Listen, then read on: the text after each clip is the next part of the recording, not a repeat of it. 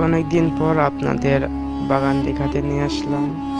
এটা আমাদের রাজশাহী জেলার আম। এটা হলো লকনাম। এটা অনেক সুন্দর, ভালো আম হয়। লকনাম মানেই নজর বিখ্যাত আম।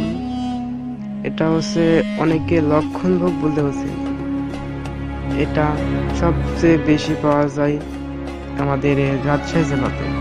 অন্য জেলাতে হয় কিন্তু অন সিজন অফ সিজনে হয়ে থাকে। এটা আমাদের এটা একটা সিজনে হয়ে থাকে। এটা প্রতি বছর রোজার পরে হয়, কিন্তু আজ থেকে বিগত 3-4 বছর আগেই, রোজার আগেই হতো। রোজার মাঝখানে আম খাওয়া যেত। এখন ঈদের পরে আমগুলো হচ্ছে এবং কুরবানির ঈদের আগে আমগুলো উঠে যাবে।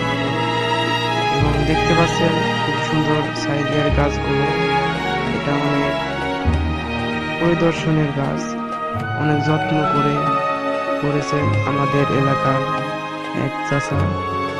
তার নাম হচ্ছে মজির চাচা। অনেক যত্ন করে গাছগুলো।